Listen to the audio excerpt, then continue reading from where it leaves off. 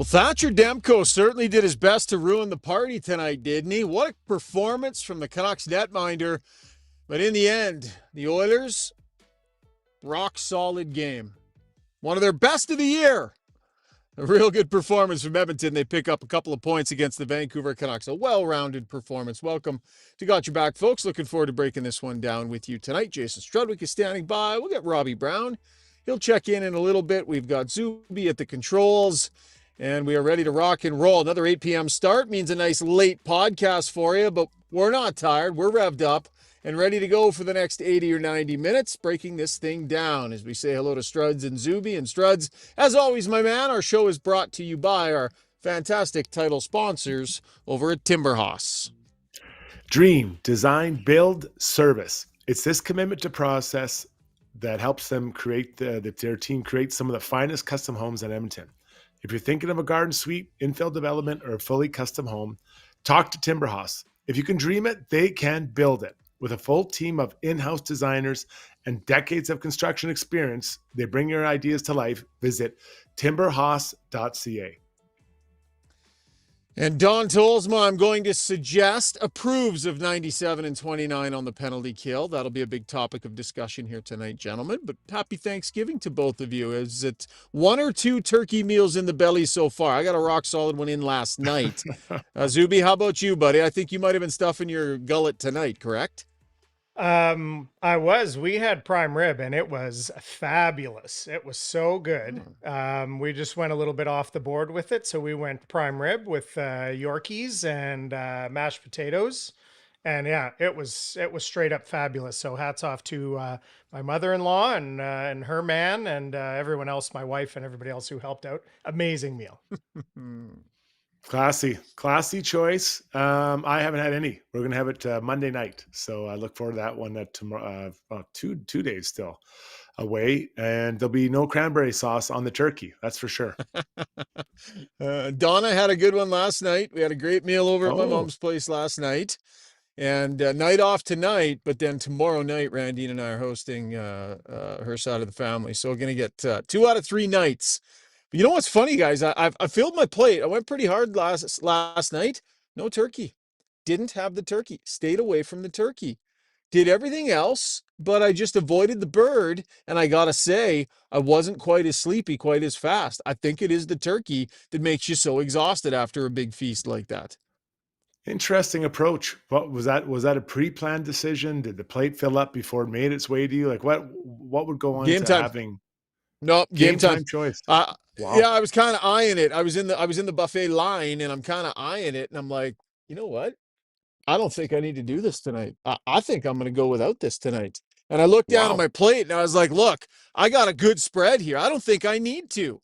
And so made the call right there in the moment. Went with a little extra cranberry, couple extra pierogies, but really, it was clutch. I might do the same on Sunday night.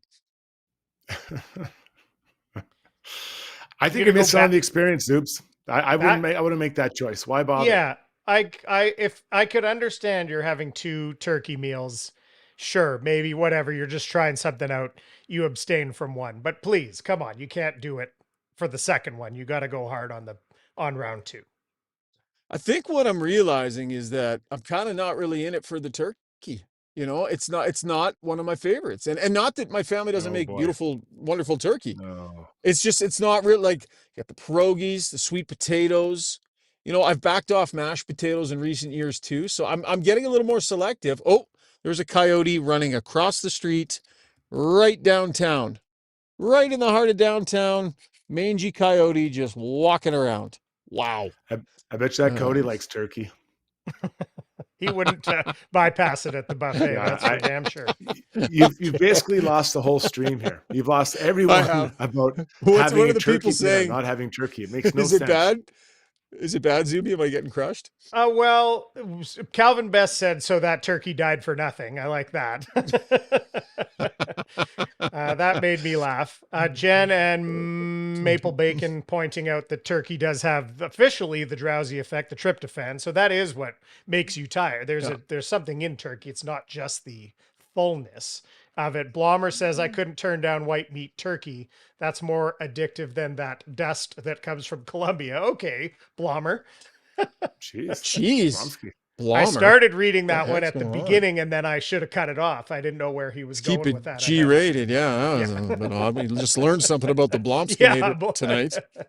no, what? Stay in No, school, that's how kids. Blommer can Jeez. stay up so late with these podcasts for us. Thanks, Yeah, Blommer. no joking matter there. All right, we'll talk more turkey maybe and ask us anything. Let us know your Thanksgiving idiosyncrasies a little bit later on for And Ask Us Anything. Schauger, before Struddy takes us to the breakdown here, we are hearing crackling on your mic. So if we want to try alternate setup, according to the stream, still sounds good Yep. to me. If you want to try alternate setup number 74B that we discussed down this line, Sounds we'll good. try that. Yeah, that's easy for me to do. And just so everybody knows, we've been troubleshooting this. We can't hear it before the show starts, and then it starts all of a sudden. So our apologies. We will get it right. But Struddy, let's get to the breakdown brought to you by our good friends over at the Canadian Brew House.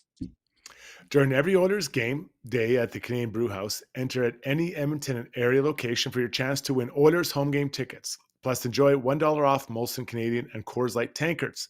Edmonton-born, Canadian-operated, 48 locations across Canada, and they're all a ton of fun.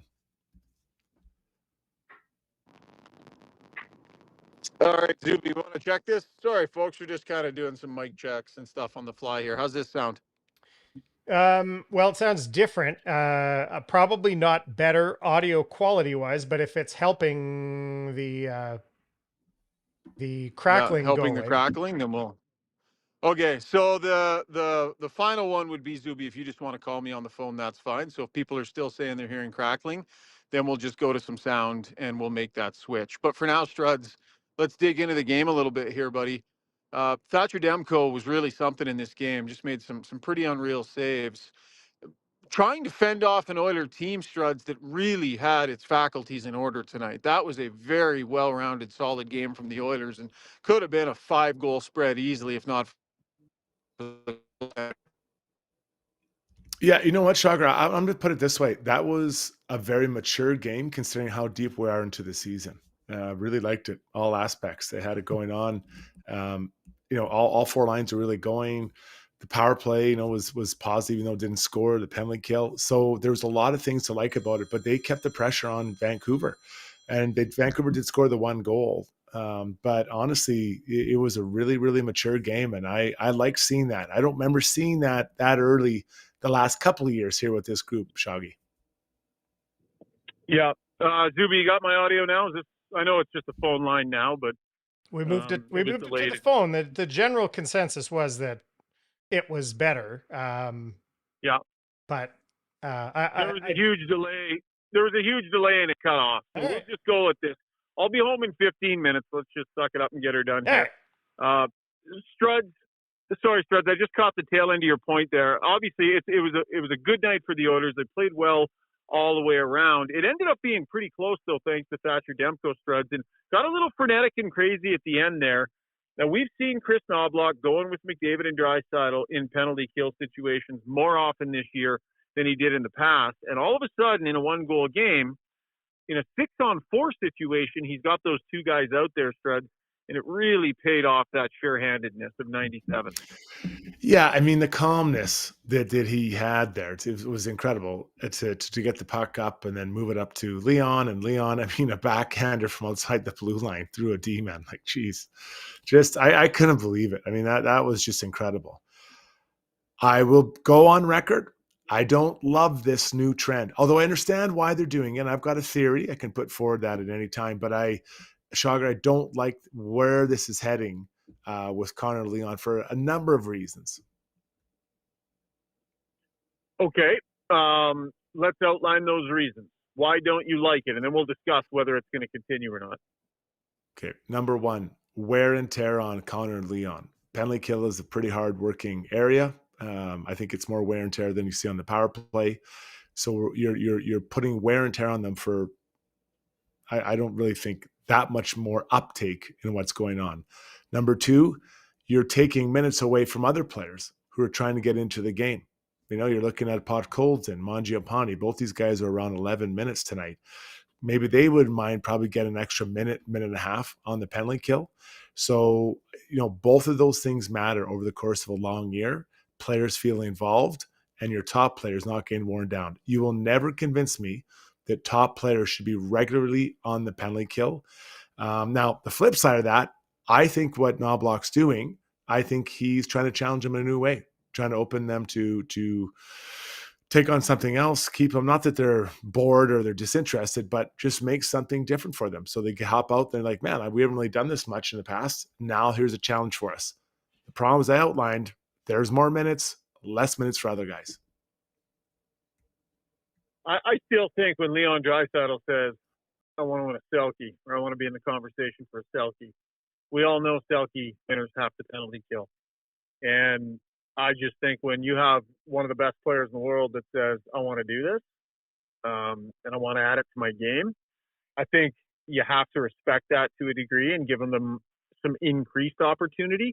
I can't help but wonder, Struds, if it doesn't land somewhere in the middle, that maybe it won't be quite as much as what we're seeing now when Matthias Janmark is back, because he is a much trusted penalty killer, assuming he gets healthy and gets back in there.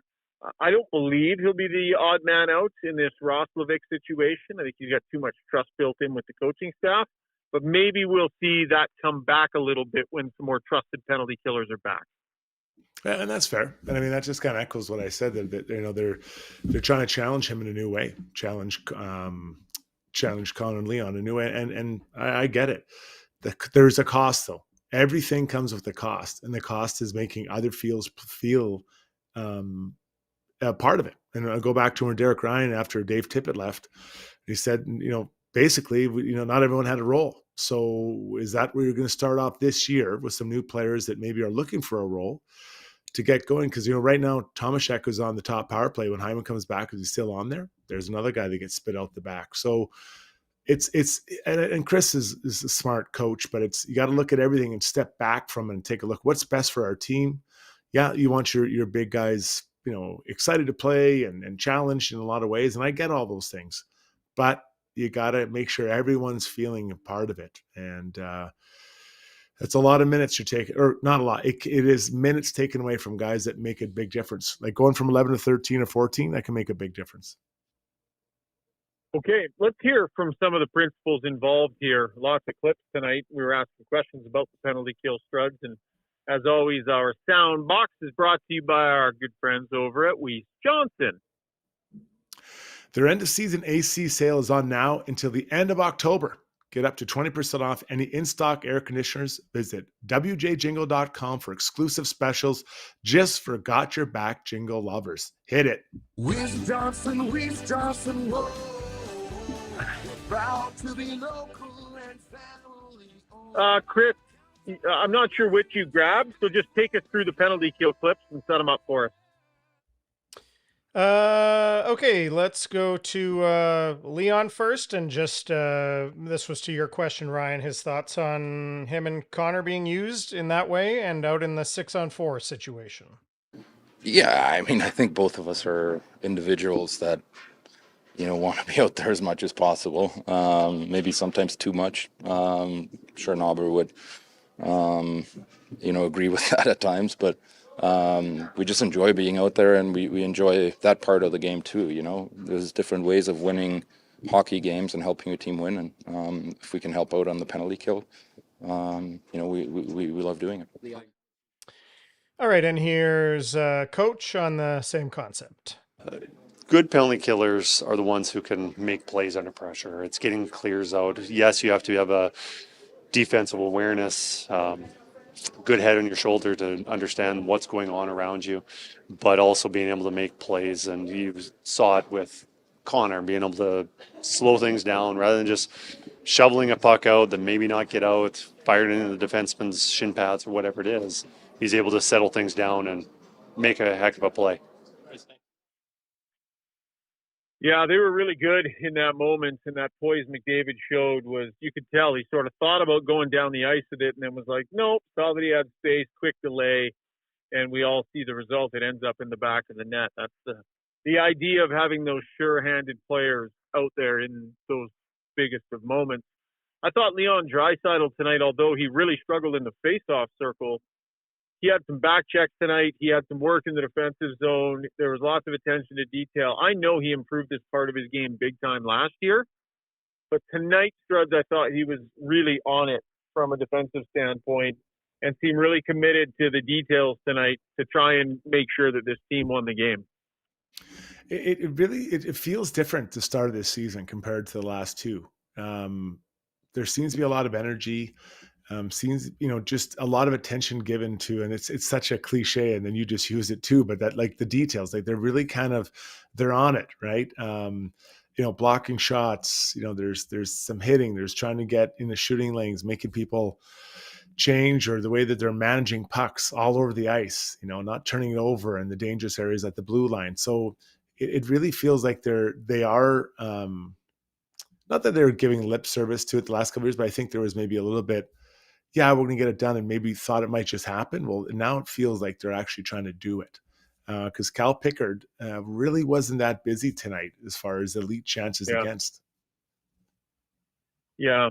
I actually chatted quickly with Chris Knobloch after the scrum tonight about Leon's defensive game. And one of the things he shared with me was he felt he was, even in a year where he was quite complimented for his defensive game, that he was actually maybe a little bit underappreciated in the big picture for just how good it was. That a lot of times they would put clips together on their backtrack, and that Leon Draisaitl was in most of them. That his backtracking last year was actually at a pretty high level. So, when I presented that idea to him, like, is he kind of digging in a different way here? He sort of said, he was pretty dug in last year as well. But I do agree, Struds. I think there was certainly a little more of that tonight. He was all over it at both ends. Yeah, go ahead. Yeah, no, sorry for interrupting that. I think it is with him, Shogger. It's a little bit like with Evan Bouchard. When Leon, at times he can get a little moody, and the body language kind of goes south, and he doesn't maybe back check the way we think he should, or and that's the clip that registers with our head. Oh, that's, there he is. Look, he's not coming back. Like, there was a play last year, remember, he kind of turned off instead of staying around the puck, and I think the puck was tapped in the net. That's the one we remember. That's the one people talk about. Well, there are a lot of other ones where he does backtrack, and I can tell you as a D-man, backtracking forwards, they don't have to strip the puck from the guy. Just knowing they're coming back harder puts pressure on that puck carrying forward, and I'm staying up here. I'm going to try to stay up, because worst case, I'm going to get a piece of the man or the puck, right? You're going to stop one or the other. And so if the man gets through, well, okay, Leon can go, or the forward can back check. Same with the puck. If the puck gets through, as long as I get the guy, he's got my back. It's when there's no one back checking. That's when you're like, oh man, this is going to be a big problem. So, D-men really appreciate that. We spent a lot of time on Leon and Connor here in the penalty kill. There's a few other really important things we need to get to, and we'll do it between this segment and takeaways. We need to talk a little bit about Noah Philp and his first NHL goal. I thought Darnell Nurse had a solid night and a block at the end of the game that was really something, Struds, as well. And also, I should mention that Alec Regula, took a little time to chat with him, not yesterday. Was it yesterday? I think it was yesterday. And 2 days ago, whenever it was. Really good conversation with him, and really well spoken, and took me through some of the details of what he'd been going through over the last season in a little bit. So that we're going to run in our Take a Lap segment. So lots of content still ahead here. Struds, we'll stay with Connor and Leon right now. I tweeted something the other day about McDavid's overall speed numbers. So the NHL on NHL Edge tracks these numbers. McDavid in the first game hit a top speed that he had not hit in the previous 4 or 5 years since they started tracking it. And I remember I was watching it and I thought, man, does he look faster? And then my cousin texted me and was like, is McDavid faster? And when I dug into the numbers the next day, it was like, well, McDavid looks faster. And I know it's not a huge difference, but we're talking half a mile an hour for a top speed. We're talking the number of speed bursts over 20 miles per hour in the game. He had 14 of them. Last year, he averaged 6. So the top speed is higher, and he seems to be hitting higher speeds more often in the early going here, Strud. And I thought again tonight, I was seeing signs of that. It's funny because, I saw that tweet.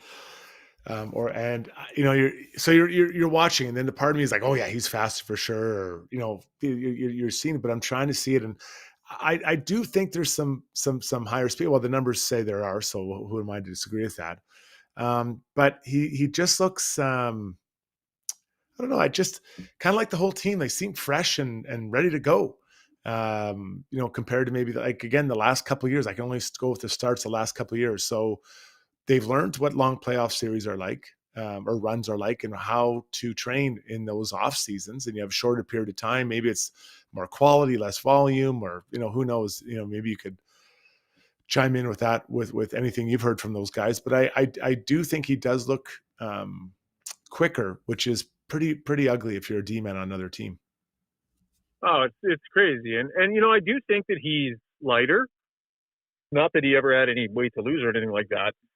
But I do think he's just slightly lighter than he was before. And he's zipping around out there in a way that is, I'm just noticing it. It just looks a touch different. And we've all been watching this player so closely for so many years.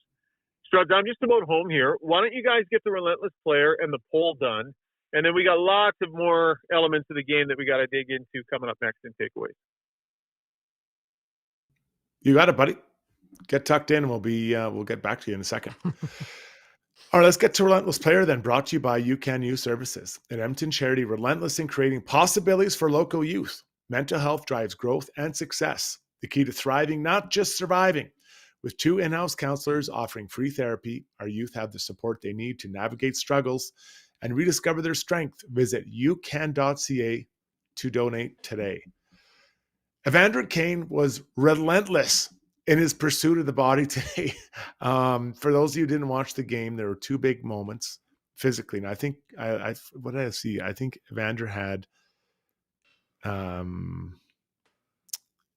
only credited with 1 hit. He was credited with 5. Yeah, 5. So behind the net in the third period, he kind of hits Regula, then the second period hits Regula high.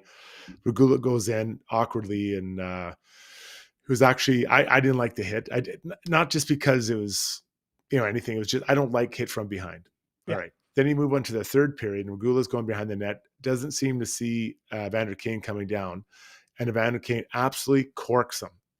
Yeah. And right away Philp and Kulak jump him. But man, he was physical tonight, playing against his old team for the first time in the regular season.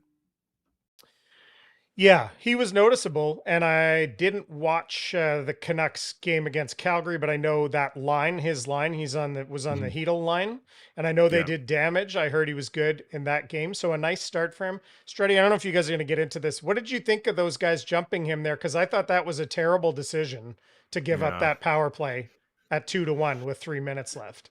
Yeah, I don't on a clean hit. It.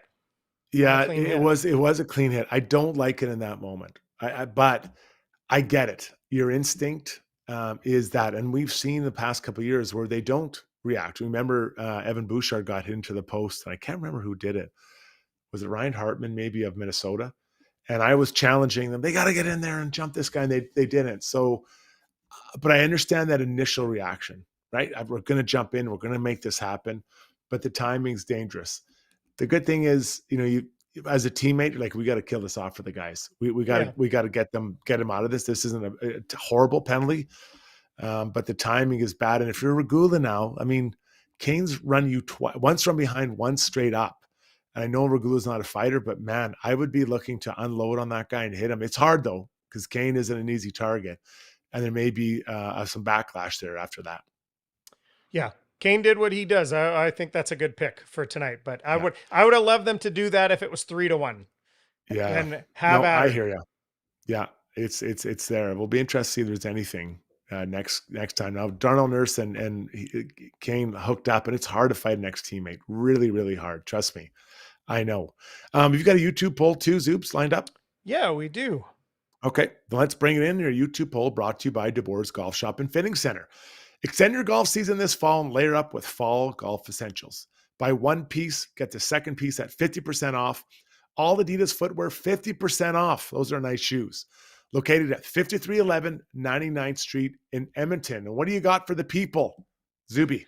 Oh, here it comes. Shogger actually with a good idea. A question close to my heart, actually, that I do have a strong opinion on. And it looks like I'm going to be going against the grain here. The question is, would you keep Tomasek in his spot on the power play? It's just a yes or no question, is how we phrased it. Are you talking when Hyman comes back? No, I think it's it's before that, even between now and when Hyman comes back. So this isn't Hyman coming back to replace him. Would you try someone? I can rephrase it if anybody thought. I think everyone gets it. There's no mention of Zach Hyman. Yeah, good question. I say no because I don't feel like I know he hasn't put one in, but I think the way they're drawing this power play up and collapsing, he's done good stuff with the puck in close. I don't feel like he's like a bubble hockey player out there just whacking, can't do anything. I feel like he's got good things happening with the puck. It just hasn't gone in for him yet. And I don't feel like he's can't handle it out there. It just hasn't happened for him yet. And I think I like the way that the chemistry of it, and I feel like it's going to happen. I think it would be too soon for all the looks that they've had and that he's had. I feel like it would be too early. That's my opinion. Yeah, really well said. I'd leave him out there too. And honestly, he provides a different look than Hyman. He's popping out. So instead of just being the net front, and what Hyman does is great, don't get me wrong, but instead of just staying in front, he pops out to the hash marks and is an option there for a one-timer, especially when they go down low. And I can tell you as a defender, that's hard. When a guy pops out on the penalty kill, you've got to either follow him. You do that, now the back door's open. So I like the looks. The different looks he's given that power play. The power play didn't score tonight, but honestly, man, they could have scored. They had a bunch of chances. Oh man, they're going to go 4 for 5. Next game. Yeah, that's going to happen. Like it feels like it's going to happen. Yeah, they're right there.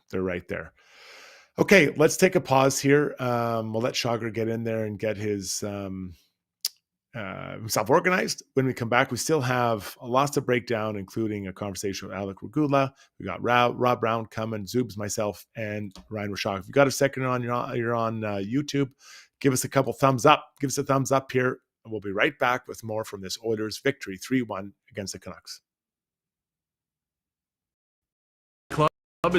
Delivered a high-quality membership experience to Edmonton and area. And now it's even better. Drainage and irrigation improvements in 2024 have taken course conditions to a new level. This commitment to long-term sustainability means exceptional playing conditions all season long. Belvedere's tee sheet availability is unmatched, so join now and experience golf the way it was meant to be played, on your schedule. Visit belvederegcc.com today.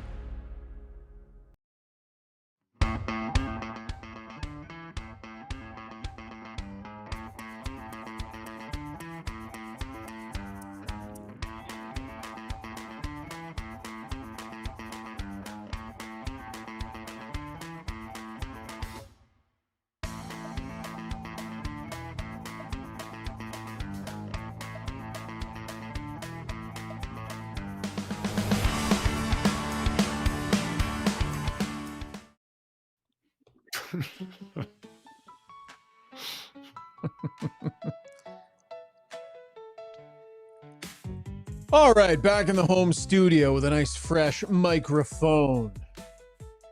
In the Timber Hoss studio, discover how naturally inspired living can make your life better. And I got to tell you, my life better is certainly better in the Timber Hoss studio here. And now that we got her all souped up, got a little biophilic design happening behind me. Oh, Zuby. There you go. There it is. And throwing a little mood lighting in too tonight here in the Timber Hoss studio. I like that. Rob Brown checking in on the show tonight as well. Just finished up his post-game show over on 880 Chad. Brownie, we've talked a lot about McDavid and Draisaitl on the penalty kill and the big guys. There's a couple of other things we really want to get to in this game. So we're going to start with a couple of secondary elements with you here tonight. Noah Philp, I thought he needed this tonight. I thought he was just okay. And I think he's one of those guys that's kind of in that conversation as they continue to add good players like Jack Roslovic and such. Which way is it going to go for him? I think that was a big goal for him tonight and overall a decent performance, Brownie. And you love seeing a guy get his first goal. You do. I mean, the journey to playing in the National Hockey League is different for everyone, and obviously it was for Philp. And tonight, I agree, he had a good game. That was a nice goal. That was a nice goal by his line. I think that Knobloch challenged that line tonight. Said, all right, we're going to put you out there against the best player. Start the game. Besser, all right, here you go. You're going against the best the Canucks have. Shut them down. I think it's even more important for a Philp, too, is Tomasek's on the power play. It's one of the guys he's battling with for a spot. Philp really isn't getting penalty killing time. And that was one thing we talked about in the preseason was weird. When they had Philp serve a penalty, we're like, well, why would he serve a penalty? He's a penalty killer. But they don't see him as that. And with Connor and Leon getting more penalty killing time, Philp's got to do more 5-on-5 to be noticed. And I think tonight, as you said, that was a very strong game for Noah Philp. Love the line shot. I thought he was good, but I like their line. Like that line. I know it hasn't been 25 games, but they're fast, they're big, they play well with each other. That goal is Brownie. They were just boom. It was all of a sudden a 3-on-2 out of their zone, and they were attacking and quickly dished it out. No, Philp keeps driving the net. Like I love all of those things. It's just such fast hockey, and they're all big. So it makes me want to see more of them. Right? How do we get them? Probably hard to get more ice time, but keep them together for another few games. Just trying to get my computer up and running here so I can get the event summary to see how he was in the face-off circle. And what did he take? He was 5-2, 71%. So that's always a positive for him when he can stay on the right side of it. How about McDavid was an animal in the face-off circle, 12-3 tonight for 80%, while Draisaitl was coming in at 2-8. You guys touched on Evander Kane before the break there. It was a rambunctious night from him. He and Alec Regula. Well, what started it was Regula bumped Kane into Calvin Pickard, and Kane wasn't trying to get in and around Pickard in that instance, but Regula bumped him into it, and that kind of pissed off Kane, and they started jawing.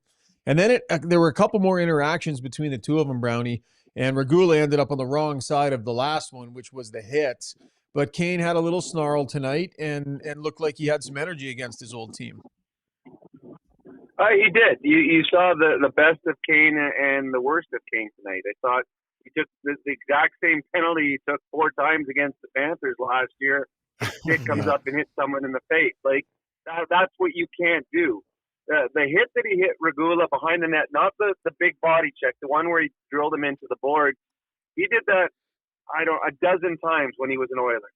And it never gets called. And to me, that's a penalty. When you hit a guy between the shoulders, and it doesn't take much. Kane's strong. You've got no protection. Regula's face goes right into the glass.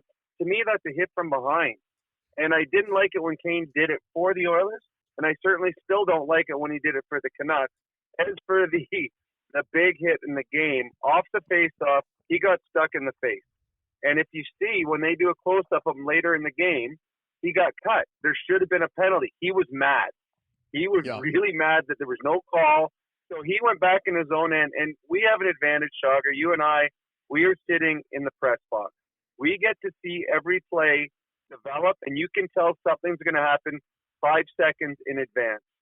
Kane was coming down the wing with speed. We saw Regula pick up the puck, and we're up there like, lift your head, take a look, because you saw what was about to happen, and that was as good study of a body check as you were ever going to see.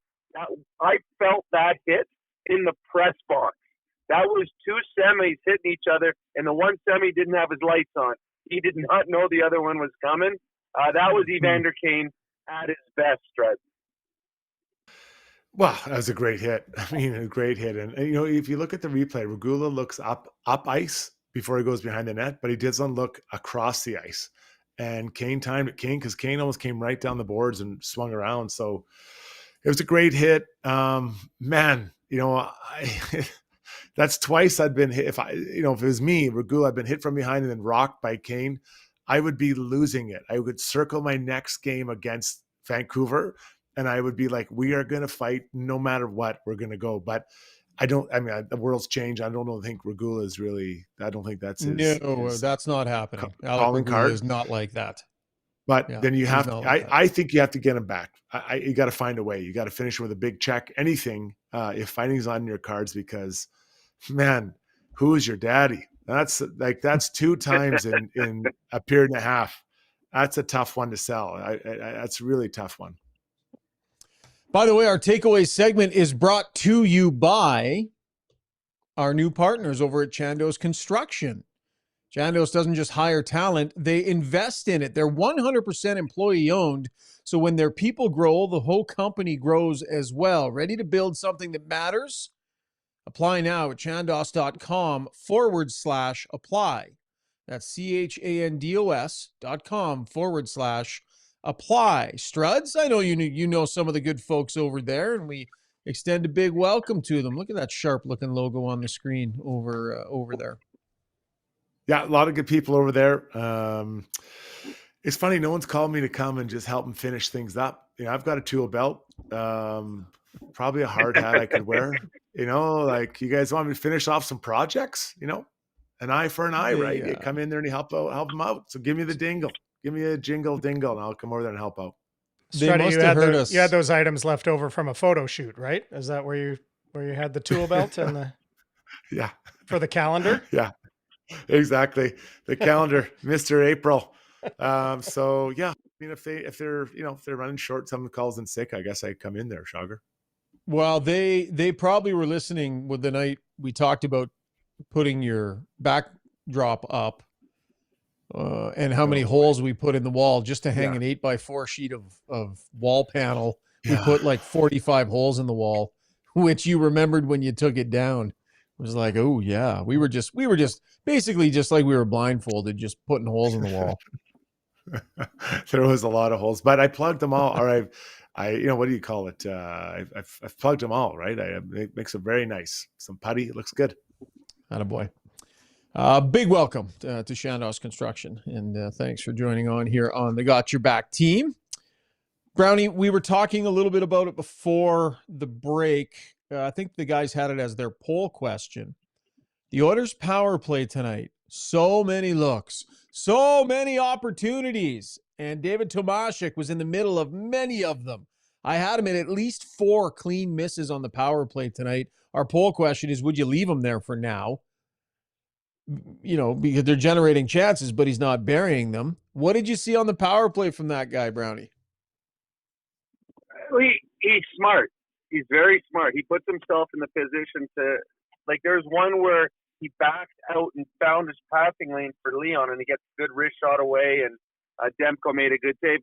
I mean, Demko was all world today. I mean, he stopped Leon. Leon was by himself, open net, time and space. He stopped that one. So, to me, I would leave Tomasek there. I thought the power play was excellent tonight. They didn't finish, but they generated 10 grade A scoring chances? 12.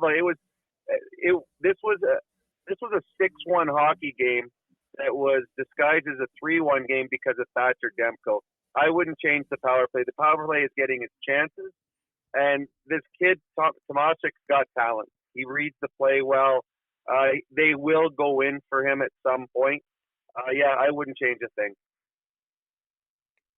Struddy, what did you say? Did you say before? I was saying the same. Well, Brownie, what I like, and not that I got a lot of power play time, but what I disliked is when the guy in front, instead of being the front guy, would jump out and become now a threat, especially on his one-timer side. And we saw that, and we have seen that. And the play I mean. So let's say, Connor's walking down or Leon's walking down low, and all of a sudden you pop out to, I don't know, 5-10 feet or just by the hash marks.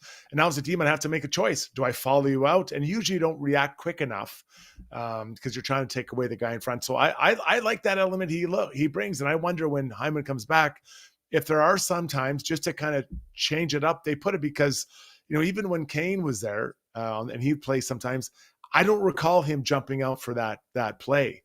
And I think it's just a different look. Yeah, for sure. Brownie, we'll get you to weigh in real quick here on all the penalty killing that McDavid and Draisaitl are doing. Obviously, worked out great in that 6-on-4 situation. Struds takes a little bit of an issue with it. the number of minutes that they've been getting and it taking away minutes from other guys. So what do you think, Brownie? Where do you weigh in on that? Well, if you go around the league, the best players in all the teams penalty kill. Most of the players around there, they like Marner was one of the best penalty killers in the National Hockey League, and he was a 100-point guy for the Toronto Maple Leafs. Now, Connor and Leon can be the best penalty killers on the team if they want to. They are the smartest two players. They can read the plays. They are a scoring threat, and they do disrupt the other team's power play because in the back of their mind, they know they can't bobble a puck. Now, having said that, it takes away ice time from two role players. It takes away how two other players can contribute to the team. I would prefer myself, Connor and Leon, to be situational penalty killers. If you need a goal, if you're down a goal, that's a great time to have them out there. Because they are a scoring threat. I just think, and this is probably what you're thinking, Struddy, is it adds their minutes up, and you're taking minutes away from role players that aren't going to find minutes any other way. And there's a lot of players whose whole identity is a shutdown penalty killing type of player. Well, those players aren't doing it. And Noah Philp's a perfect example. He'd be a player that would be getting more ice time. So, Struddy, I can see it. To me, Strud, they would be situational penalty killers. They would not be my first two guys going out. It would be when the team needed a goal. Oh, 100%. I'll be interested to see how this plays out over the long haul. I made my case. You made it really clear. I had everything I said. You just confirmed it. But other teams do it. So does that mean that the Oilers are going to start doing it? I think of Jack Eichel down in Vegas. So you mentioned Marner. I think Reinhardt. Like, these are elite players that get it done. Now, is it the right thing? Maybe that's the trend right now, right? Maybe you do it. But there are players who are going to be sitting and they won't feel like they're a part of the game as much as they possibly could be. Noel Rinsky chimes in, says, Frederick was really good tonight. Looking over my notes, one of the notes that I wrote down was 10 is finding his hands. So it seems to me tonight he did a better job he had the nice setup of McDavid in the slot. He received the pass and had a good chance in front. Those were pucks, Brownie, that were bouncing off his stick over the last couple of games. So I would say he probably had the best blend tonight of being himself. He had 3 hits, 4 shots on net, and I found him to be making plays a little bit better. Do you agree? Was it a little bit better fit tonight? That was the best he's looked. He's played now 5 games. I think he's had 3 very, very quiet games. He's had 1 okay game, and then tonight was a good game. To me, that's still not my fit. I think when this is a fully healthy team, he is not in your top 6. I would have him down lower. In the third line is a physical presence. You still miss part of his game. Like, you still can't be completely aggressive playing with Connor and Leon because they're puck controlled players. But I do, that was by far his best game since he's been an Oiler. I think he was very good in this hockey game tonight, but there's still the production hasn't been there in 5 of the games. There's 4 of those games he didn't have any production. I wonder if part of this, guys, isn't to get him up and going. Like, just to say, hey man, like, we love that you're here. You're signed for 8 years. Get your feet going, playing with these 2, speed merchants. And then then they'll maybe slide him elsewhere. Because I think when Hyman comes back, I'd be floored if Hyman's not beside those 2 guys. And Mangiapane now has 2 goals already. But I'm with Brownie. Like, I want to see him heavy on the puck and driving to the net and holding the puck more down low. Like, I love possession, offensive zone possession from my 3rd and 4th lines. Well, from all lines, but maybe not quite so much off the rush, but that heavy play down below the goal line, just grounding and pounding and making other teams suffer. And to me, he's the tip of that spear in many nights, or could be. Speaking of tips of spears, how about the one that the big guy put on Connor McDavid tonight, Struds? Yeah, he was ringing the bells, wasn't he? I mean, and Connor jumped up, and he'd seen it in the previous year where he lost it, and he looked like he was going to cross check. He's like, okay, I'll just bite my tongue and say something mean. Yeah, I did love it. That's for sure one you take a number on. If you are Trent Frederick, or you're even Kapanen can get a hit on you. You keep a number and you absolutely run that guy through, and you get a chance. Yeah, but Strud, do you know why Myers did it? 5 seconds before that, Connor McDavid two-handed Myers across the back of the knee. That's why Myers did it. Myers was bad. Myers hit McDavid in the corner, and as he skated away, McDavid two-handed him. The ref completely missed it. Myers was mad. And that was the toughest shift, playing tough, I've ever seen Myers. Myers is a 6'8" defenseman that does not play tough at all. And that's just that's how you're supposed to play against Connor McDavid. Be physical on him, be a little dirty on him, make it hard for him. And that was the first time in all the years that I've watched Myers play that he had a shift like that. He was effective. And then, and I go to my good friend Reed Wilkins, who sent me the text, and it was funny. He goes, you play that hard on McDavid, and then you jump out of the way on a Noah Philp hit and throw it over the glass. That's more what Myers has been like. Yeah. Speaking of doghouse style maneuvers, how about Philip Hedl? How about the turnover on the huge goal? And then he was the one that took the penalty in the offensive zone in that game. Struds, that is not a way to get in the good graces of your head coach. Yeah. And semi-new team. That's a rough night. And then, I think in the case of the turnover, to me, he was just trying to do too much. He's trying to create something that wasn't there and fans on it. So you're frustrated. But the penalty, an Noah's own penalty, those are not looked well upon by anybody on that bench. And the problem for the Vancouver Canucks, they need him. The other games we've seen Hedl play, he was their best player. So they need him, not in a doghouse. They need him being an aggressive hockey player. He's got talent, and if the Vancouver Canucks want to have any chance to be a playoff team this year, I think that Hedl's got to be a big part of it. All right, we're getting a little long here, so that'll do it for takeaways. And a big thanks to Chandos Construction for joining us here on Got Your Back as sponsors of our takeaway segment for the rest of the season. We got a great number on the stream tonight, guys. Well over 600. Throw us some thumbs up if you don't mind. Get your questions in for Ask Us Anything. Quick break. When we come back on the pod, Brownie Points, Struddy's World, and my conversation with Alec Regula. Still lots ahead here on the show, presented by Timberhouse. Riverside Motorsports is your ultimate multi-brand dealer.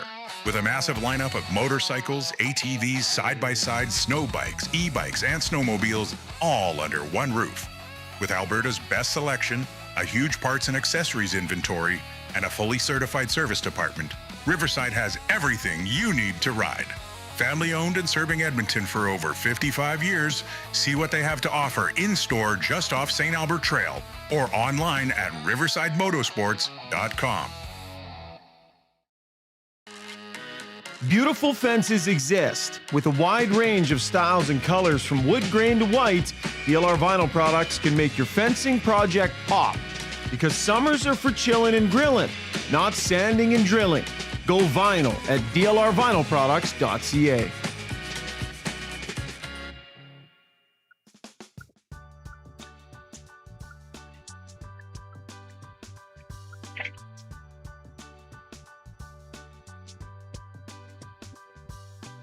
Yes, it is time for Brownie Points, brought to you by the Alberta Ram Dealers. The 2025 Ram 1500 is Motor Trend's Truck of the Year. Visit your Alberta Ram dealer to get into this award-winning truck at a competitive price. Capable, stylish, powerful. It is Ram. Brownie, give out some points.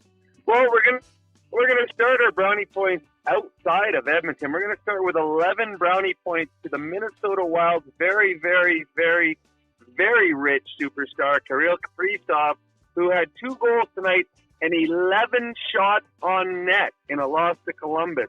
There will be players on the Edmonton Oilers that will have less than 11 shots 10 games into the season. That was a busy night for Kirill the Thrill.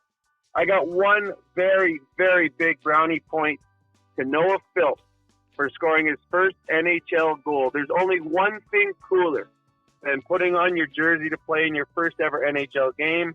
That is scoring your first ever NHL goal. And it was a nice one, a big one at a big moment in a hockey game. Hopefully this is the first of many NHL goals as an Edmonton Oiler for Noah Philp. I've got one brownie point, a big brownie point for Leon Draisaitl, because there is only one player in the NHL that would take a backhand shot from distance on an empty net. He had time to turn. He had time to skate. He could have gone to his forehand another 5 to 10 feet and shoot it. But no, he took a backhand that was a bullet, threw it past Hughes, and then even off the post and in with speed. Only Leon Draisaitl makes that shot. I got 34 brownie points. We're going to the other team right now, to Thatcher Demko. The only reason this game was close was because of Demko. If the Vancouver Canucks want to have a chance to be a playoff team again, it's got to be on the back of a healthy Thatcher Demko. He was outstanding tonight with 34 saves, and the save that he made on Leon on the power play, that actually brought me out of my seat. That was one of the best saves that I have seen on one of the best goal scorers in the National Hockey League. So Demko gets 34 brownie points. And the last one, I got 4 brownie points to the Oilers' Darnell Nurse, who had 4 blocks in this game, including a huge one in the final minutes on the Canucks power play. I don't think Nurse had his best game in Game 1. I thought he was much better in Game 2. And the block that he had late in the hockey game was recognized as his entire bench stood up banging their sticks. They knew he took one for the team. So 4 brownie points for Darnell Nurse, and those tonight are my brownie points. It's funny when you hear a guy, or when a guy blocks a shot and you hear him scream. Like, it is funny. I don't know why. Even when I play, I always laugh. I just like, and feels good. I just right away like, that feels good. That feels good. But it hurts Zuby, so do we have much. Pickard? Do we have Pickard talking about it? Yeah, we do. Here. Roll it. Oh, hold on. I got to make the song stop first. Oh, it'll stop on its own. I mean, I saw it coming in, and I just heard a scream because it hit him right in the back. But he's gonna have a big vault for it. But it's just a sacrifice. These guys have played huge games, for years, and it's Game 2 of 82, and you could kind of dip your toe in the water, I guess, for some of these veteran guys, but they're not, and they're out there to work, out there to defend. Davo made a huge play backdoor when it was 2-1 late too. So, we're a great defensive team, and it's definitely something to build on. Definitely gives the clips a different feel when they have the happy music behind them, Struddy. It does. It does. When I first joined the Oilers, Sam Gagner blocked a shot, and I said, "Feels good," as he came to the bench, and I could tell he wasn't happy. So I forget, a little while later, I blocked a shot and came back to the bench. Does it feel good? He's yelling at me. It's just funny because 99% of the time it's fine, right? You just sore or whatever. The odd time it's a broken bone, but I don't know. I just laugh because I just love it. I love when guys do it, but man, it's funny, their reactions, because it hurts so much. That was brownie points, brought to you by the Alberta Ram Dealers. Let's get to Struddy's World. Zuby, roll the animation, buddy. When you make a mistake, heads should roll. It's not right. And I'm here. Someone has to put their foot down. Now that I say it out loud, it does sound a little crazy. Gotta look good.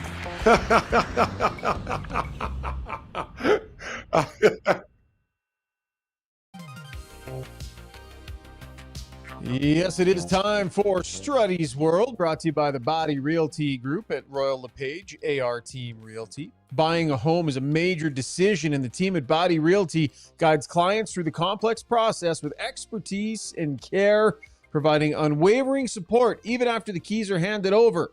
Their clients say they truly make you feel like you are their only clients.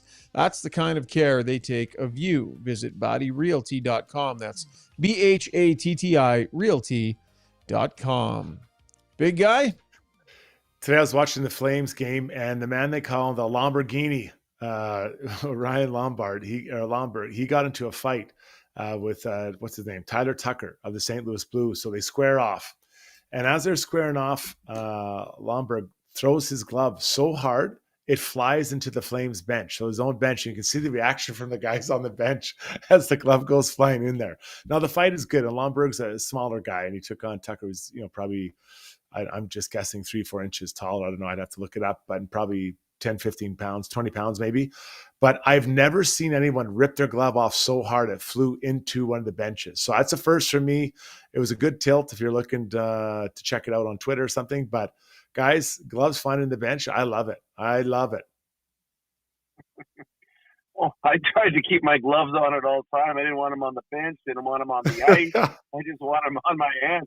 I didn't want to drop one by accident where they're like, you want to fight? No, I don't. Give me that glove back. So that would be fine. There was another great fight tonight, Struds. I think it was Reeves fought in his game too. It was a long one. Yeah, Johnson. So Anaheim. Yeah, those were big boys going at it. Yeah, those were big boys going at it. Players. Reeves scored, I think, tonight too, didn't he? He did. Oh, really? He had a goal and a fight. He just needed the assist. Yeah, just needed the assist to complete it. I'm just watching this Lombard thing, Struds. He threw the glove into the bench on purpose for sure. Like 100%. He skated backwards towards it, threw the one on the ice, and then chucked the other one backwards into his own bench, I think, to be funny. Yeah, I don't know. You'd have to ask the guys, but I've never seen it happen. Now, it doesn't mean it hasn't happened, but I've seen lots of fights in my day, and I've never seen it. All right. Okay, that is Struddy's World, brought to you by Batti Realty. Brownie, that's good for you tonight, buddy. We will chat in a couple of days. Oilers heading out on the road, and our next pod will be after the Rangers game on Tuesday night, so we'll chat then, my friend. Well, that's good. You guys have a wonderful Thanksgiving. I and my brother will be in Toronto tomorrow night watching the Toronto Blue Jays play the Seattle Mariners. We will wave at you guys. Yes. Oh, I'm on an airplane tomorrow morning flying to Toronto to watch my Jays. Bring back some peanuts. Okay, I'll bring. You want some peanut sugar? Do you need anything? Do you want one of those big fingers? The big Blue Jay finger? Yeah. Whatever you can fit in your suitcase, buddy, you bring back for me. Whatever you got room. All right, I'll bring presents for everybody. Have a great trip, buddy. Send some pictures into the group chat. We will do that. You guys take care. Have a good Thanksgiving, everyone. All right. Happy Thanksgiving to you and yours, my friend. That is Brownie. Robbie Brown. Yeah, Rob Brown. Struds, let's get to our scoreboard here before our next break, and that is brought to you by the Bridge Sports Therapy. They offer a comprehensive approach that extends beyond temporary pain relief and focuses on developing long-term strength and resilience. They got clinics in Edmonton, Sherwood Park, Lethbridge, opening soon in St. Albert. Learn more at thebridge.fit. Quick update on the golf groin. Finally went in there, let Karen kind of get after it. She did needling in the groin, Struds, like the inside of my leg. And it was a little bumpy. It was a little rough go. But I have to say, buddy, a few days later, the results, unreal. So good. I can't believe how much it improved in 3 days after going in there and getting that done, pal. Yeah, I can't believe great experts know what they're doing. That just blows me away that you. So what did we learn here? Trust the experts. That's what they do at the Bridge. I'm just saying, it's notable. I've been suffering with this thing. I think the funny thing is I was kind of nervous to go in because I knew that they were going to do the needling thing. So I was a little nervous, but I just sucked it up. I was brave. If they had lollipops, they would have given me one. I barely winced at all, and it was totally worth it in the end. So if you're feeling nervous, just trust them. Just go. I love it. Well, glad to hear you're feeling better. Let's get to it. There's a ton of games today, so every team. Yeah, every team. So I'm not going to get to all of them, but I'll touch on the highlights here. The Jets beat the Kings at home. Mark Scheifele had a couple of goals. Kempe gets his first goal in that one, 3-2. The Flames, I watched quite a bit of this game. They came out really, really strong against the Blues, but ended up losing 4-2. Matty Coronado had a couple goals for the Flames in that one. The Maple Leafs were up, and they end up losing to the Red Wings 6-3. Now Red Wings are at home, so it stings a little bit less, but that's not easy. The Rangers get revenge for their coach, their new coach, Sullivan, beating the Penguins 6-1 quite decisively in that game. Huge brawl in the Canadiens Blackhawks. Caden Gooley steps up and just hammers Frankie Nazar. And there was a bunch of skilled players out there. So it's kind of funny. Demidov, all these kind of guys wrestling around, and maybe brawl's a bit dramatic, but they got it done. And then finally, a real defensive struggle out in San Jose, where the Ducks beat the Sharks 7-6 in that one. So lots of games, and then just finished up. Kraken beat the Vegas 2-1. So lots of games tonight, lots of action. No games last night, should be noted, in the NHL, which is odd on a Friday night. Yeah, no kidding. By the way, I loved how Mikko Rantanen just walked in there and sniped that thing in the shootout. Just absolutely walked in front of that crowd and just sniped it. It was pretty impressive in that shootout win against the Avalanche. Just waltzed right in there and boom. Yeah, he's a pretty talented player.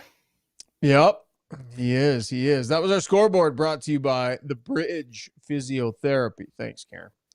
Feeling great. Before we get to our break, let's jump into core adjustments here, Struddy. And I want to talk more about the adjustments that they did not make and what it says about the head coach, maybe about his mindset a little bit heading into this season in the early going here.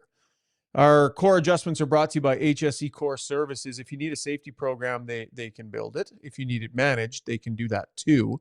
If you're stuck dealing with those online safety registries your clients make you sign up for, they can handle those as well. And yes, they do core audits as well.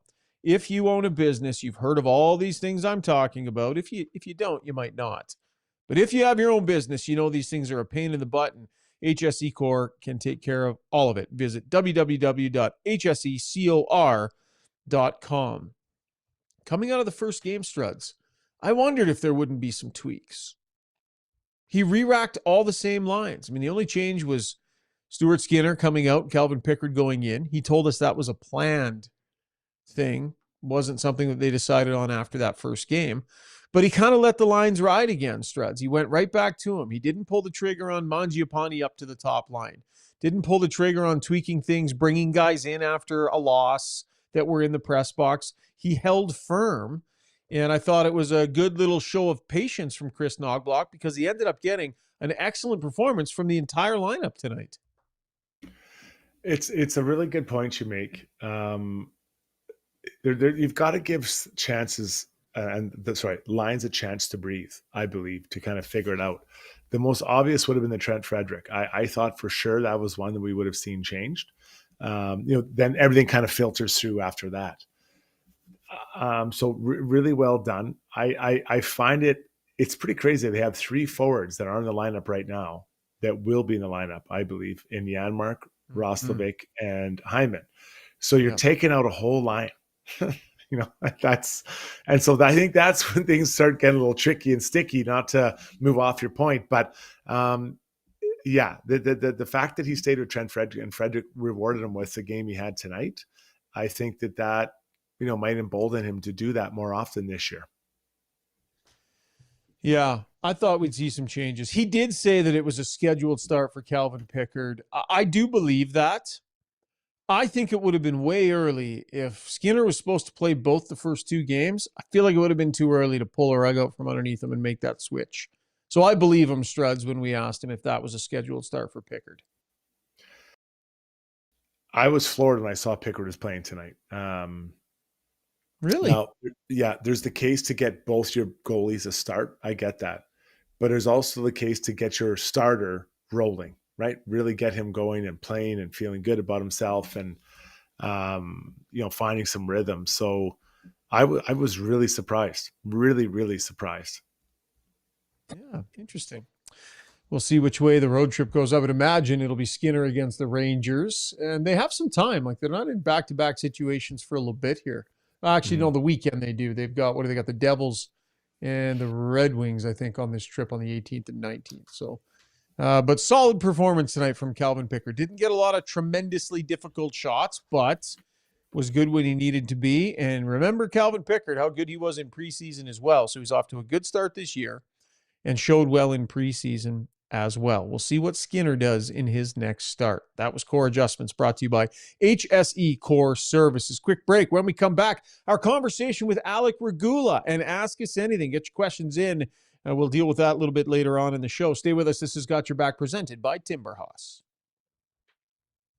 So at Timberhouse, our guiding philosophy is naturally inspired living. We believe that through design, we can solve problems and enhance people's lives. We follow biophilic design principles in all of our builds to incorporate natural materials, natural light, to enhance all the spaces in a home. When you have your space perfectly reflect who you are and what you value, and it's made well, we think that that just leads to better living.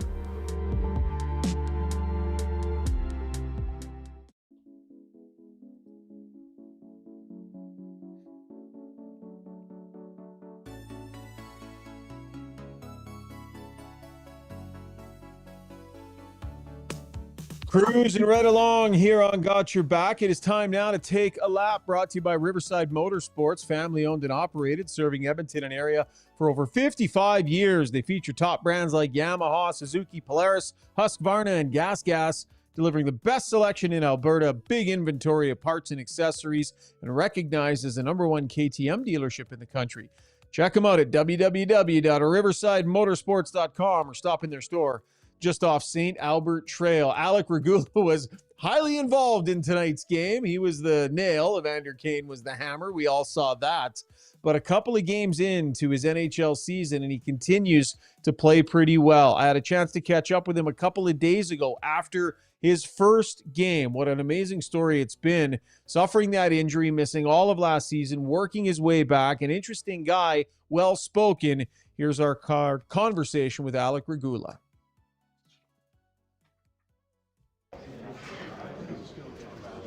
So after a lot of waiting and a lot of preparing, you managed to get back into NHL regular season play. Just maybe take us through how you feel game one went for you, and when you think back about it, what were the high points and the other points? Yeah, I think there were some ups and downs, but overall I thought it was positive. I mean, there was a couple tough bounces, like one that could have been high sticking, and the other one kind of off a skate and right in, and otherwise I thought there was some clean breakouts. Me and Darnell defended well, and that's hockey, so that just goes that way sometimes, but obviously would like to get the win, but I mean overall I thought it was positive. When you've been off as long as you have, what did you expect to take a little bit longer to come around, and how's it been? The reason I ask that is because you would think things like puck skills and quick decisions and that might take a little bit of time, but it seems like that's come back pretty quick. Is that fair? Yeah, I think that's a good assessment, and it's a good question too. I mean, I think I've always been a player that likes to play with the puck. I'm a little bit more skilled. I like to make plays, so that's something that even when I wasn't playing or whatnot, I was always, they have a shooting room here. I was stick handling, shooting, even light skating. I would be stick handling. I was always trying to sharpen up that stuff. I just think the conditioning is the biggest thing for me. I think that's something that is still a work in progress, and it's not something that's hindering me, I would say, but it's just something that I would like to improve upon. Maybe talk about the pairing with Darnell Nurse. He's a veteran player. He's been around a long time. What do you think has the potential to work there, and what's it like being out there with him? Yeah, it's awesome. I mean, he's one of those guys that I've watched for a long time, and I think you don't get a true appreciation of the kind of player he is and how much he brings to this team until you're out on the ice with him. I think that's something that in the captain skates, I wouldn't, surprise isn't the word, but just he just covers a ton of ice. He's a great skater, and he just helps out a ton. He's really good defensively, and for a guy like me that hasn't played a ton of NHL minutes, he's a guy that I can defer to him, and he's been really easy to play with. And I also think how I play my game, I think I can actually help him too. So I think there could be a good pairing there. But I mean, the ups and downs of the season. Things are mixing and matching, so we'll see where it goes, but I like it so far. You know, they brought you in last year, and I'd see you around the rink all the time, right? You were out there, you were skating, you were doing stuff with the medical staff, like you were around, and you were so close to all of this. But I imagine it just got to feel odd because you're not quite there, you're not quite part of it. So what was it like going through that, and now you're in this locker room, you're on this team, you're out there with them? How far away did it feel then, and is it a little surreal for you? Yeah, I mean, again, that's I think you put it perfectly. It's like I'm here, I'm close, but you don't really feel fully a part of it. And I think a lot of the guys, felt bad for me a little bit. They bring me out to dinners, they try to incorporate me, but it's tough. I mean, you're not when you're not in the fight, when you're not in the battle with these guys, it's just a different kind of camaraderie when you're playing. So it was frustrating to kind of go through that. And the other thing too is you want to build relationships, you want to make friends, you want to be a part of it, but you also don't want to be in the way. You don't want to bug guys. You don't want to mess up their routines or whatnot, or especially when you're not playing. So I was trying to be mindful of that and just work on my rehab and then just take it all in. I mean, what a team, right? They go to the Stanley Cup final, and I was here all the way through. I mean, it was amazing. It was heartbreaking, but I mean, these guys, they just are really committed, and you can just tell they all really want to win so badly. So it's different than other places that I've been, for sure. Is there anybody last year that you had a chance to maybe connect a little bit with that was on the team, or like anybody that you were able to lean on through that a little more? Yeah, for sure. I think a lot of guys did, like I said, take me out to dinner or whatnot. But, I obviously had some familiarity with Boosh from London.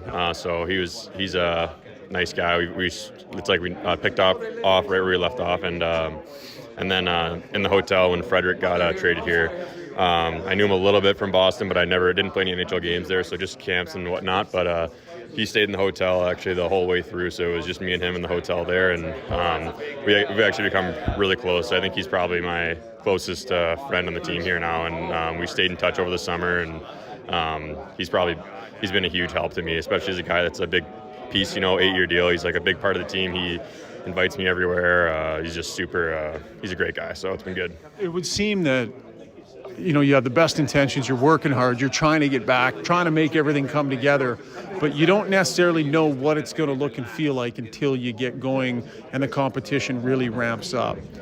Did you think that you would get it back this fast? Honestly, no, but I think the honest answer would be no, but I didn't put a lot of thought into it. I just was like, it's with the process. It's a tough injury. I missed so much time. I think they believe in me. Let's just go out and see where I'm at. And I think I kind of first game I was very nervous and I thought I was a little tentative, like some rust, played pretty well, and then I kind of just built on it and strung them together. And I think I'm still kind of going, so it's been good. What was it? No offense by this, but a little bit surprising to me was we were talking about you right from the start of camp. We were talking about you from the first few exhibition games, like, oh, okay, look where this player is at already. Did you hear any of that? Did you get a sense, like early on in camp, like, okay, this is going pretty good here? A little bit. I mean, I try not to read all this, stuff that, especially here, I feel there's a lot of coverage and stuff. Oh, yeah. But and I feel like it's twofold. When it's good, it's great, but when it's bad, it can be bad. So I think it's smart to try to not get too invested in it. But I have some family members that are like really big hockey fans, so I think I kind of figured it was there was some buzz or whatnot because they read everything. So I think. And I stay in touch with, my brother and my aunts and whatever. They follow pretty closely. So I could kind of hear the buzz just from them saying, I think stuff going on. And honestly, usually when there's buzz like that, it's you guys are pretty close, like spot. It's not incorrect, right? Yeah. We try to be. Yeah, exactly. You guys do your homework, right? Even this interview, you guys are asking great questions. So it's not like you guys just don't know what you're talking about. So I appreciate the kind words. Thanks. So tell me about the people in your life that you're close with, who would have been kind of on this journey with you, watching you go through all of this, that right now have to be just riding so high. Who do you think about? I mean, it's obviously just the cliches for my family, mom, dad, brother, my girlfriend. There was definitely some dark days there. I mean, there was times there where I'd never thought that I'd be like to be able to play pain-free or in a position where I'm at now. So Who grabbed you when it was tough? Like, who had you? oh, I mean, my girlfriend was amazing, and my brother, like, he just he played at Ohio State, and then he played a little bit in the coast and retired, so he gets it a little bit. He understands. Like, sometimes when I'm talking to my dad and mom, they don't really like get it, like kind of what you go through and all that. They know what I put in, but just the ins and outs, the grinds. Like, he's a guy that I can talk. He understands, like, you're sore or feeling it or whatever, or how hard it is training camps, like the nerves. He kind of understands all that. So he's been a huge guy I lean on. He's probably my best friend, so it's awesome. It's funny, the name of our podcast is called Got Your Back, because we always ask people that we have on to tell us a story about a time in their life where someone had their back, right? Where somebody came through for them. And it sounds like you got a long list that did just that for you these last couple of years, man. We're happy for your early success, and good luck the rest of the way. Thanks, I appreciate it. And that's a great name for the podcast. I like that. Yeah, some people weren't sure when we started it, but it worked out okay. Yeah, I'm sure the listeners get it by now. You get them to relate to it, so it's good. Yeah, well, stories like yours, everybody has that story in some way, shape, or form. So thanks for sharing yours. Yeah. All right. Thank you. There you go. One of the great stories in the NHL this season, Alec Regula on the comeback trail, bolting his way back into the Oilers lineup, into the top six, a couple strong performances, and a great interview, Struds. What did you make of that? What stood out to you? Yeah, just, his description of what it's like to go through it when you're not on the team. Like, you're part of the team, but you're not really on the team. And it's really difficult. And, I had stretches of 4 to 6 weeks, nothing like, he went through the whole time. And a year. It's right, that dynamic. Are you, how much time you spend with the guys? You don't want to wreck their routine. You don't want to get in their way, but you also don't want to be just left out in the cold, especially because he's never really been on the team. So, yeah, really awkward time, but it sounds like he dealt with it really well. And obviously they have a good close group there. They brought him in. You look at this deal, he's at $775 for 2 years. He played well tonight. We didn't really touch on him too much, but I thought he played a good game, aside from, getting hit and all that stuff, but that's, I was in control a bit, but he played a really good game. And I think he'd be a very attractive person. If they try to send him down or whatever. No, he's not clearing waivers. No chance. So now he's on the team. And that makes it sticky. That makes it sticky for others on this group, and for the Oilers have to figure out how to make this all fit together. Stan Bowman has been rabid in getting this player. Picked him up off waivers, rehabbed him for an entire year. After a year of rehab, signed him to a 2-year deal in the summer. And now it's paying off because he's got a very usable player in there. That was Taking a Lap, a little bit of a different version of Take a Lap, but always happy to have players come on, do a little more longer form interview with us when we have some time. Let's keep rolling right along into Ask Us Anything.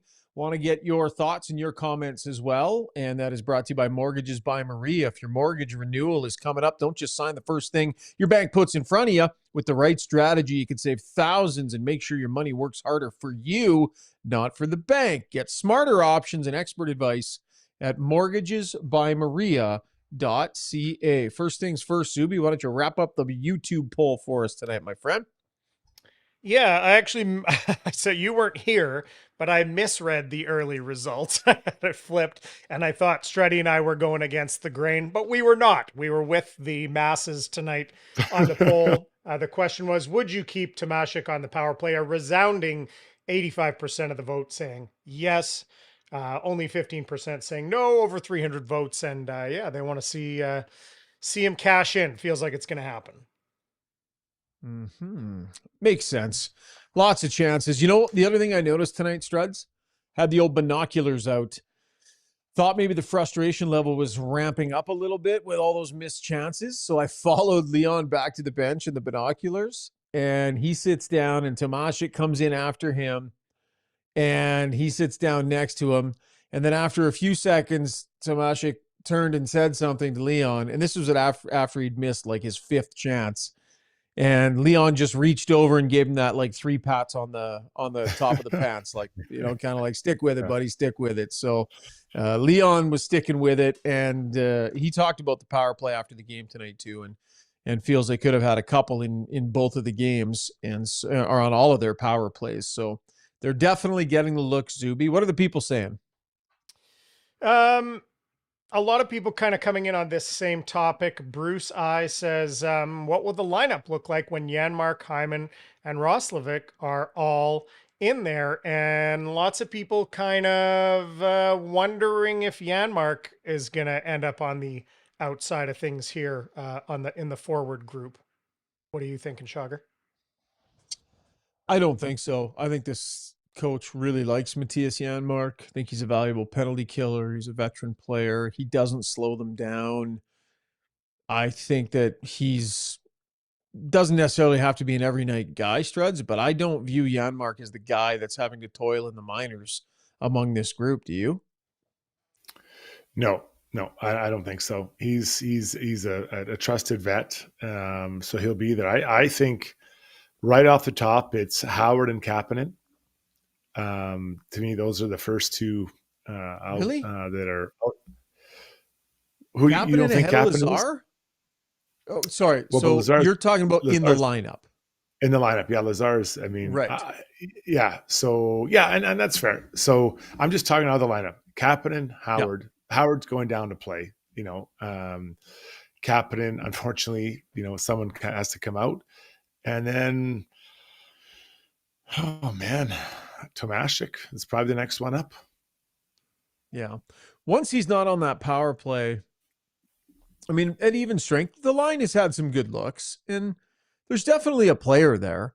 But even if he's an in and out of the lineup guy, I mean, this Oiler team has a lot of really good players, Struds. They have a lot of good players.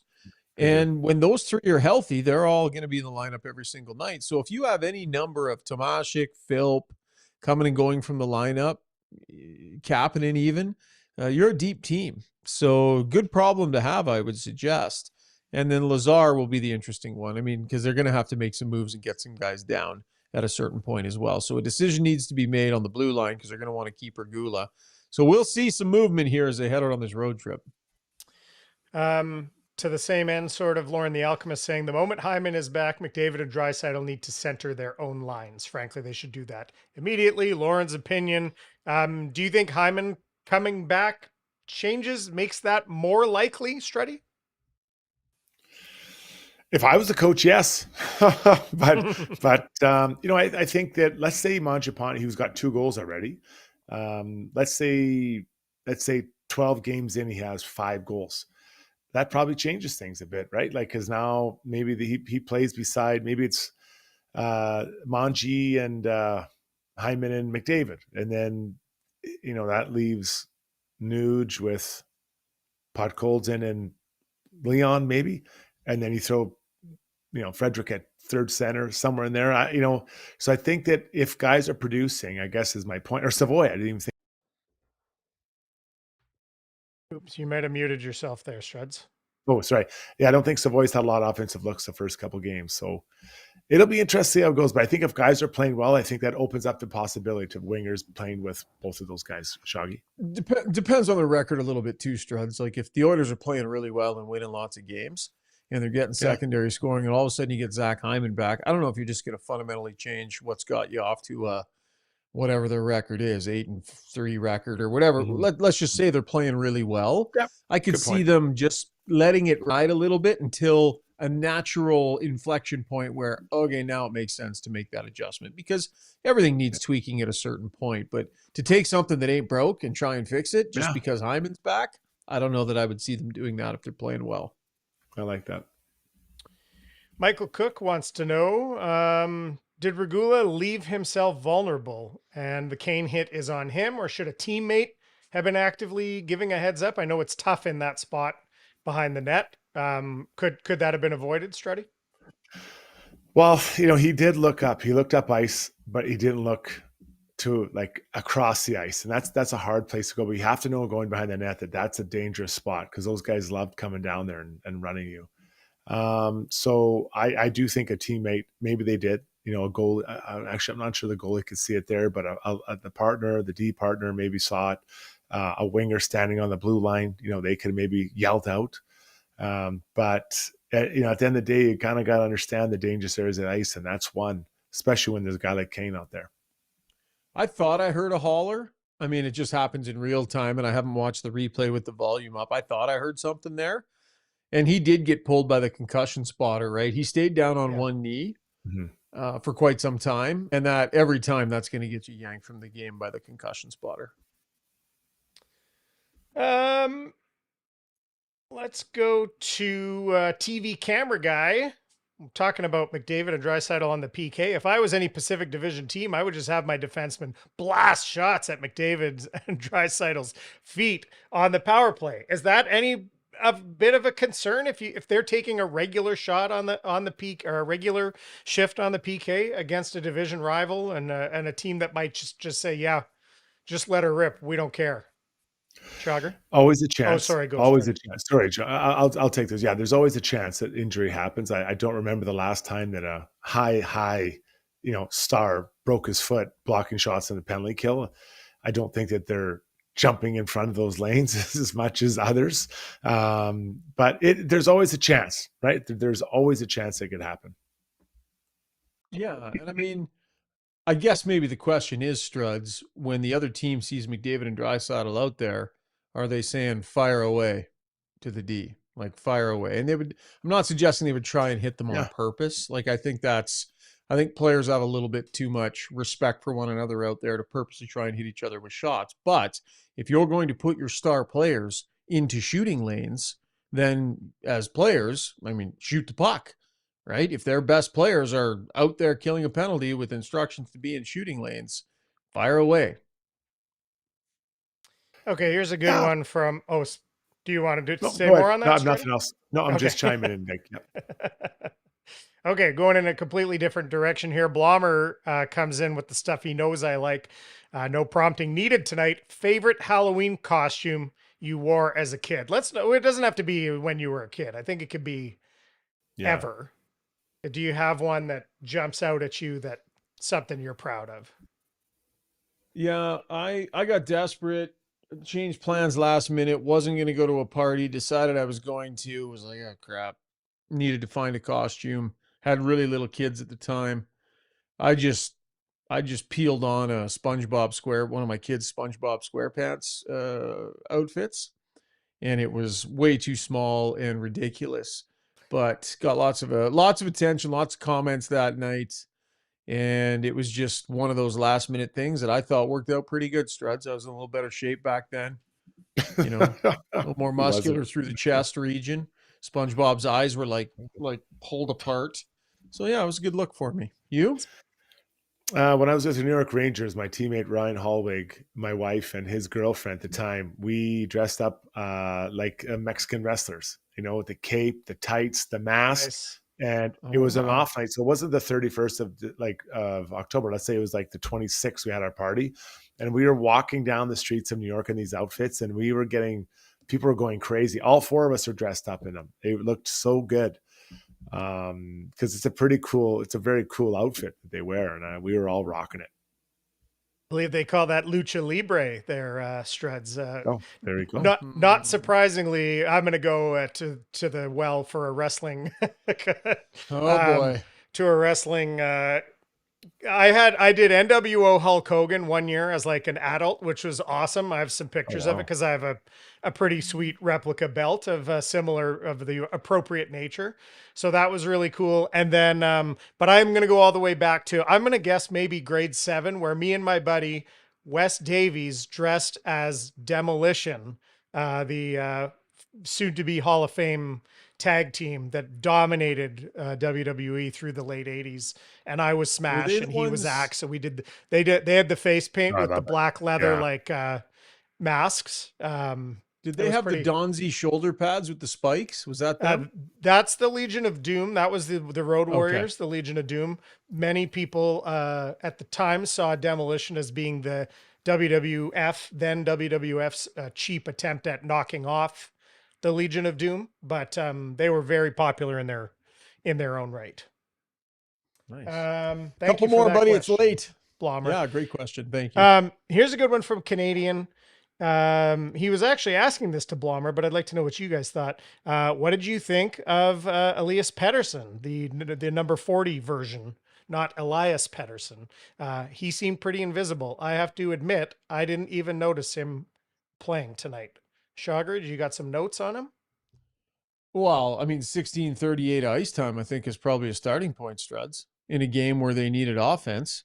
I mean, that right there, I think, probably tells you unless you got dinged up or something. Yeah, as I was watching, I felt like they're Adam Foote's using he has to earn extra ice time situation, because you're right, they needed him out there, and he wasn't going to get the minutes. Look at what was Leon. It was 25 minutes or something, I think. Philip Hedl played more than him, so he made two of the worst mistakes in the game. So there you go. That probably answers the question a little bit. Okay, last one, and then we'll get we got a prediction here that's been asked from you guys. Lauren the Alchemist said the Oilers have started the season with 2 dominating first periods. Hopefully that trend continues. That's Lauren's most important takeaway. They might be 1-1. They got 3 points, but they have been notoriously slow starters in the season, but in games as well. As a fan, I certainly feel like it's an encouraging development. What do you guys see in there, Struds? I always felt when I played, good teams just put their will on you right away, and then you could never get up. They're like, hey, we're going to play at a 9. We know you can bang around at a 7. So if you can keep up, great. If not, then you're not going to keep up. And I'd like to see the Oilers do that more frequently early in the year. Yeah, I mean, I think they were struggling to find their game. And I think it was a little while last year before we saw the quality of game that they threw out there tonight. So I think that bodes well. 2 games, 2 good starts, and 1 really solid game tonight, basically start to finish. I think that's a good early season sign, I would say. And final one here tonight. Zed wants to know your guys' predictions on the Mariners Blue Jays series. No one wants to know my prediction on that. Yeah, the problem is mine's all with my heart too. I love this team. I'm not a huge Blue Jays fan, but I love the players on this team. So I'll say Blue Jays in 6, but that's my heart. I have no insight at all. I was thinking the exact same thing. I feel like the Blue Jays have the better bats. I think the Mariners have the better bullpen. What will happen? Can the Blue Jays bullpen guys keep it together the way they did in the bullpen game and not like the way they did in games 2 and 3? Then I think the Blue Jays have a good shot. So I like game 6 back at home. We need an over-under on how many beers Brownie crushes in the stands at that game. How about him getting on a plane and going? That's wow. awesome. So good. So good. Yeah. And I don't think they're doing loony dogs for a playoff game, but we should challenge Brownie. I was thinking about this because someone asked about loony dogs to do the 9x9 challenge, right? 9 innings, you do 9 beers and 9 hot dogs. That's a terrible idea. Yeah, that's awful. So bad. And I think there might even be something else you're supposed. There's 9 something else too, but I can't even remember what it is. That was Ask Us Anything, brought to you by Mortgages by Maria. Time for us to wrap up the show with our play of the day. If you haven't seen our play of the day, you're really going to like it. Brought to you by Mainline Water and Sewer, your trusted choice for over 40 years, specializing in sewer line replacement and expert water line repair and replacement. Slow drains are letting you know it's time for attention. Aging lines can cause backups in the basement. They've got a trenchless method that is quick, low impact, and often finished in a day, complete with backflow protection. Visit Mainline Water and Sewer. .ca. He made a little noise at rookie camp and at training camp, Struds. Mr. Clattenburg was at it in the AHL tonight. Yeah, he was. So I think we've got the video here. Here he is fighting in Bakersfield, and he's the one in the white jersey. Good fight. Really good fight. Watch the end. There's a pause and then 2 shots each here, eh? Boom, boom. Yeah, he's a gamer. He's a gamer, this guy. And look at this. Wow. Yeah. Oh, man. Yeah. Not afraid to stand in there and chuck him. Yeah, I think Clayton maybe lost his balance a little bit, but, good fight. And, he's going to try to bully his way in, and he's an agitator. And I like him. I really like him. Wasn't a bad skater, too. Wasn't a bad skater. No, I think there's opportunity for this guy to be a player. Yeah, for sure. All right, that'll wrap up the show, guys. Great job tonight. Zuby, rock solid as always, my friend. Despite a big belly full of turkey tonight, you were on point, you were awake, and you were lively. And thanks to all of you. We had a really good number, guys. Well over 500 basically for the entire show. I love to think about where we're going to push this. The live audience has been growing here on Got Your Back. Tell your friends. Bring a buddy into the live stream if you don't mind. And go leave us a review over on iTunes if you get a chance as well. Throw us a like on your way out too. But more than anything, thank you so much for joining us. If you're listening to us in podcast form, thank you for your downloads and your subscriptions. Appreciate all of our sponsors, including our title sponsor, Timber Hoss. Oilers heading out on the road. A couple of days off for us. We'll talk after the Rangers game on Tuesday. See you, everybody.